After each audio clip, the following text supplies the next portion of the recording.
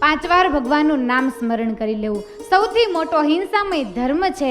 ત્યારબાદ મહારાજે કીધું છે કે શ્રદ્ધા તો એવી વસ્તુ છે કે જે પરમાત્માની કૃપાને આપણા ઉપર ઉતારનારી છે. શ્રદ્ધાથી શું ન થઈ શકે? સર્વે સાધનની અંદર શિરોમણી શ્રદ્ધા છે. જો મોક્ષના માર્ગે શ્રદ્ધા હોય ને તો તમામ ગુણોનું જીવનની અંદર આહવાન થાય છે.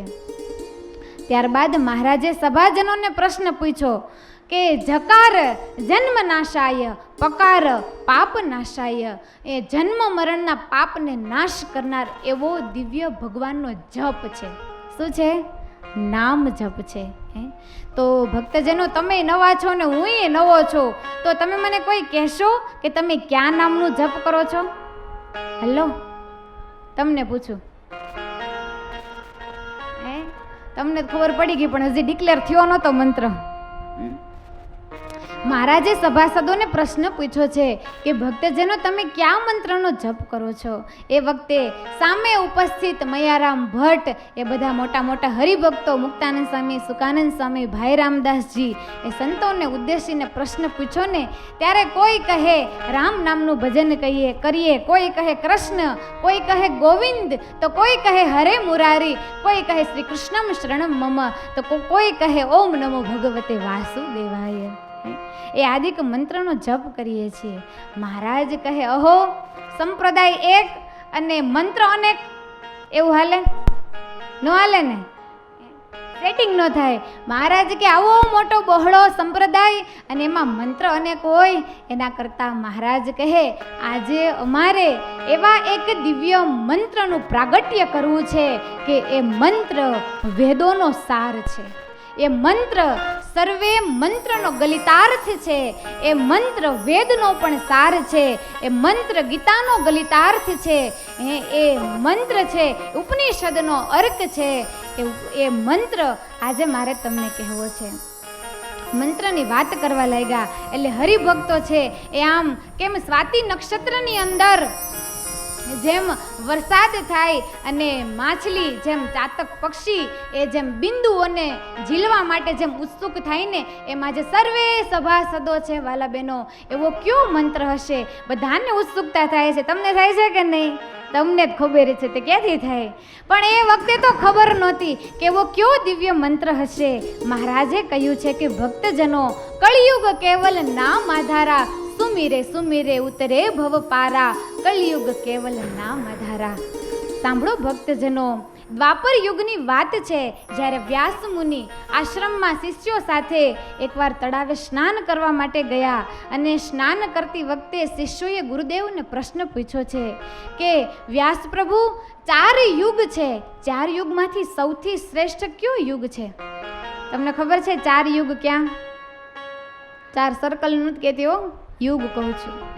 સત્ય યુગ, દ્વાપર યુગ, ત્રેતા યુગ અને વિદ્યમાન અત્યારે કળિયુગ. આ 4 યુગની ચોકડી છે. 4 યુગ મધ્ય સર્વથી શ્રેષ્ઠ યુગ કયો છે? આપણને પૂછે તો આપણે શું કહીએ? સતયુગ.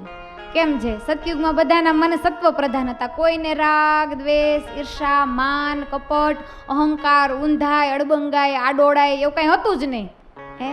બધા શુદ્ધ જીવન જીવતા હતા. એટલે આ શિષ્યગણ કહેવા લાગ્યા કે પ્રભુ સતયુગ, સતયુગ. અને ત્યારે આ વ્યાસ પ્રભુ છે એ સ્નાન કરતા જળની અંદર ડૂબકી લગાવી અને 12 મુખારવિંદ કાઢીને કીધું છે, નહીં શિષ્યગણ, સતયુગ નહીં, પણ આસ્ત દ્રષ્ટિથી મને એવું દેખાય છે કે સર્વથી શ્રેષ્ઠ જો કોઈ યુગ હોય ને તો એ છે કલો કલો કલો કહેતા કળિયુગ શ્રેષ્ઠ છે.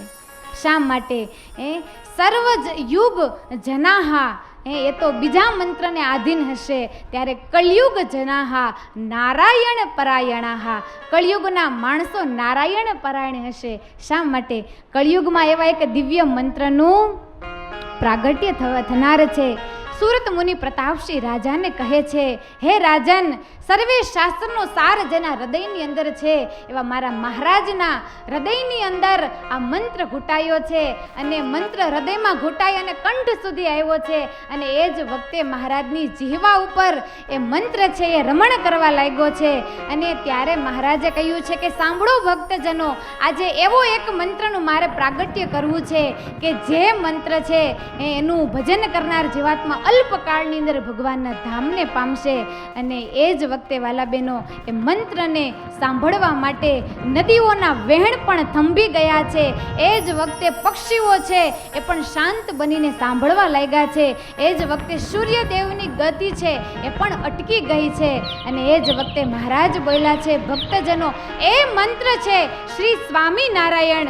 બોલો સ્વામિનારાયણ મહામંત્રની કહેરવા. એવો દિવ્ય આ સ્વામિનારાયણ મહામંત્ર છે. ભગવાન શ્રી હરિએ સ્વમુખે આ મંત્રનો મહિમા કહ્યો છે. જે આવો દિવ્ય સ્વામિનારાયણ મહામંત્ર ભગવાન શ્રી હરિએ સભાની અંદર મહારાજે આ મંત્રનો પ્રથમવાર ફરેણીની અંદર એકાદશીના દિવસે ઉદ્ઘોષ કર્યો છે. આ મંત્ર જેટલા વિસ્તારની અંદર સંભળાણો છે ને વાલા બહેનો, સર્વેના મન મંત્ર મુગ્ધ બન્યા છે.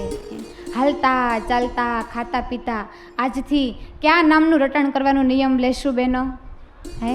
સ્વામિનારાયણ સ્વામિનારાયણ. ઠેસ વાગે તોય શું? ઓય માન ઓય બાપા, કોઈ આડું આવે.